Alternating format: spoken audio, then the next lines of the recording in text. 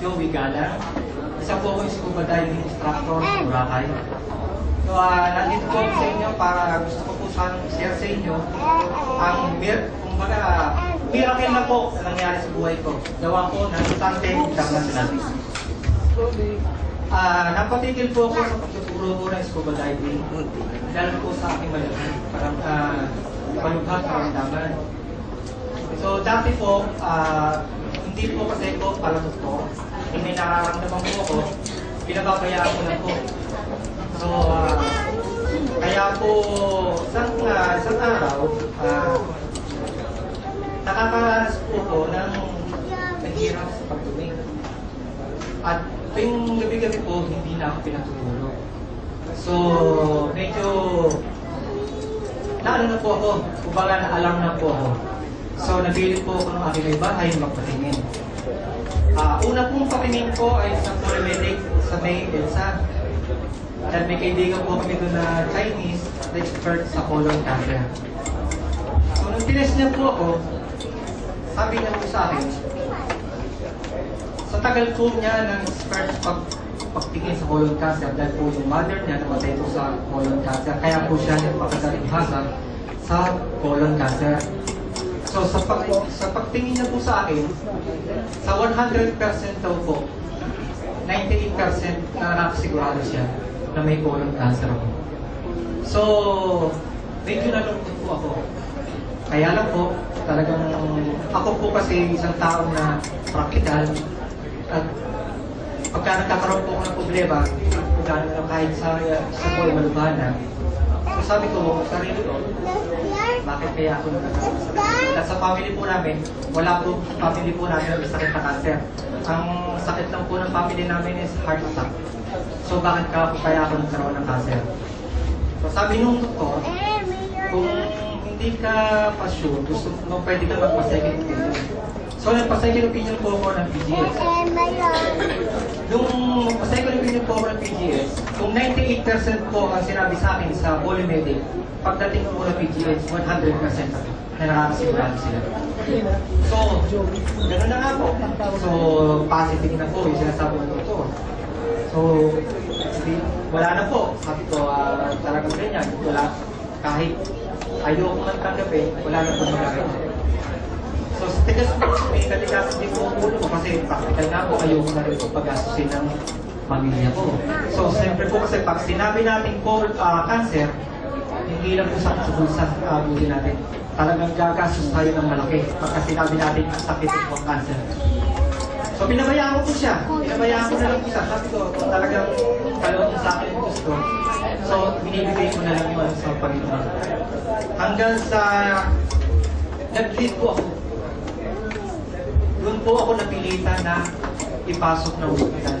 Hindi po kayo maniniwala. Ako lang po nagdala sa sarili ko sa PGS.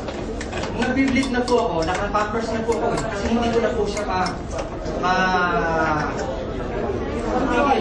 talaga pong pusa na siya lumalabas, naka-press blood na po, napunong-puno na po yung pampers.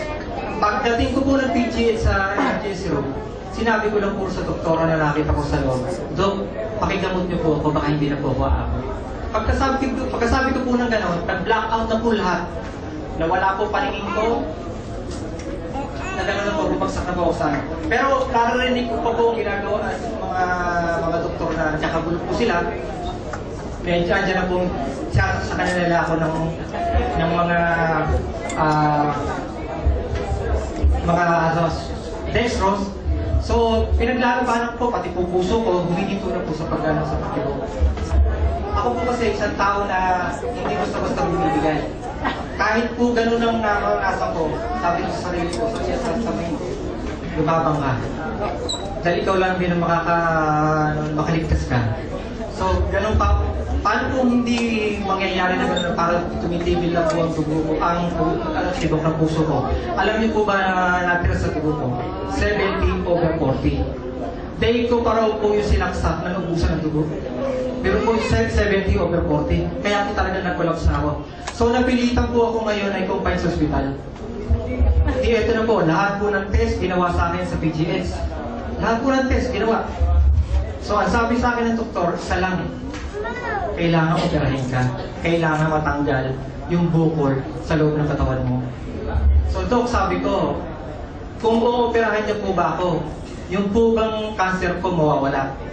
Gusto ko lang po kasi yung malaman, sabi ko, kung mawawala yung cancer ko pag ako i-operahan niyo.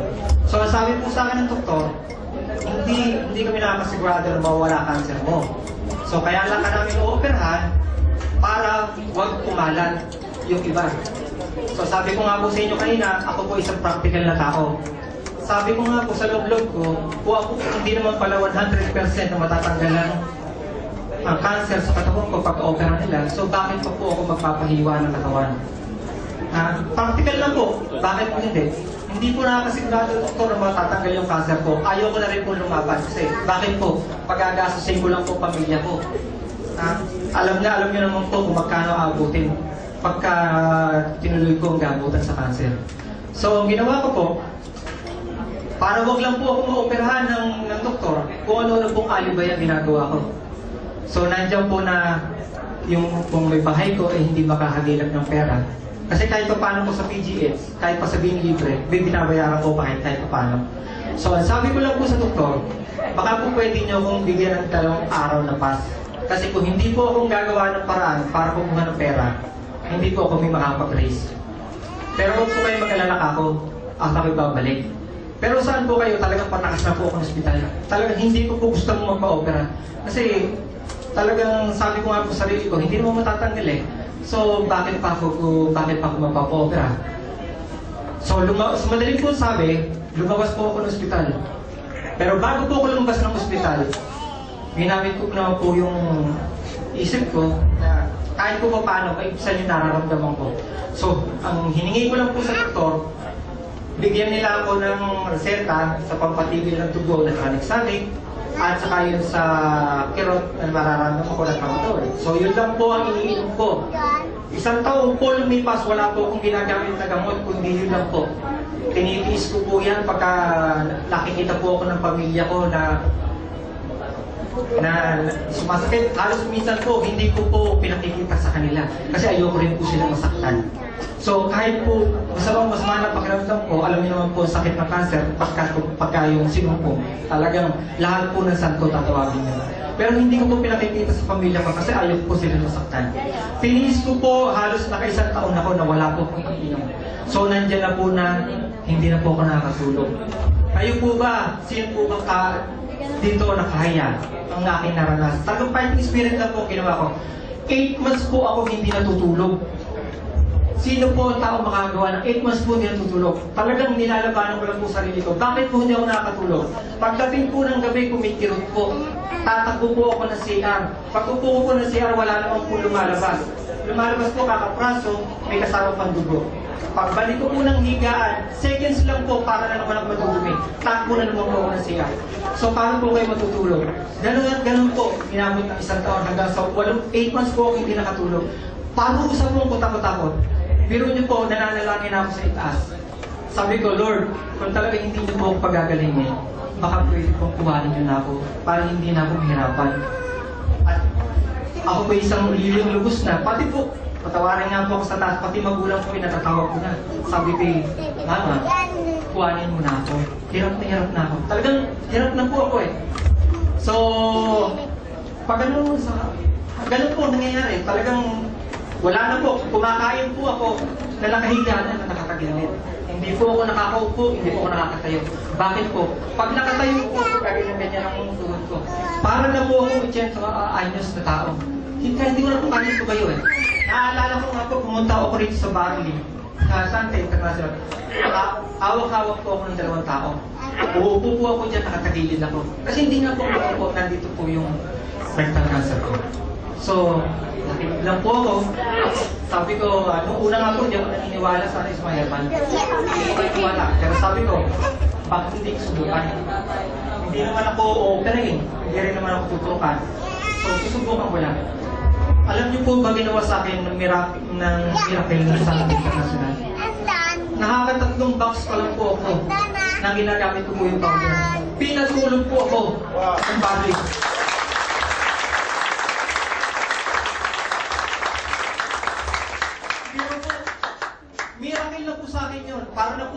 pagbabago nangyari sa buhay ko. 8 months po ako hindi natutulog, pinatulog po ako ng barley. Tapos, eto po, dinare-diretso ko na po, dinare-diretso ko na. Hanggang sa po na narinig ko, kung una, hindi po ako naniniwala. Yung pinakikita po ng iba nila rito na nag-testimony po, nalalabas ko yung hindi, lalabas na hindi na po ako mag-aano sa inyo, nana, hindi po ako una po hindi ako naniniwala. Nung mangyari po sa akin, doon po ako naniniwala. Lahat po ng dumi ng katawan, cleansing po lahat. Pagkatapos po noon, mga 2 months lang po, nakakatayo lang po.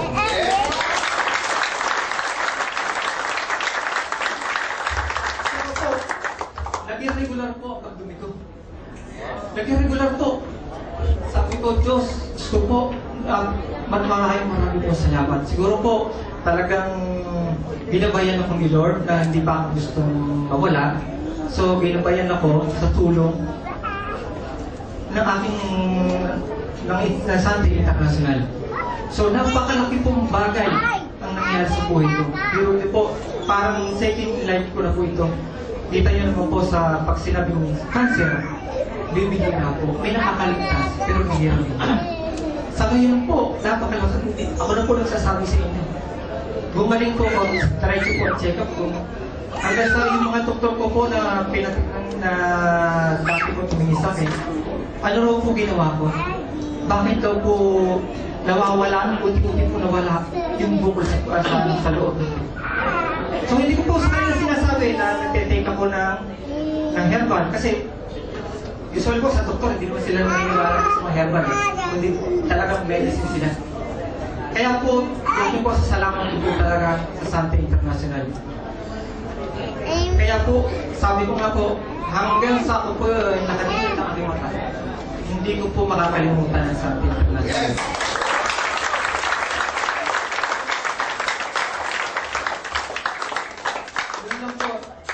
Kung sino man po may karamdaman, pagtiwala lang po kayo. Ano ang uri ng karamdaman, pagagalingin po kayo ng Barna. Thank you. Nakakam natin, Mr. Joey Gala.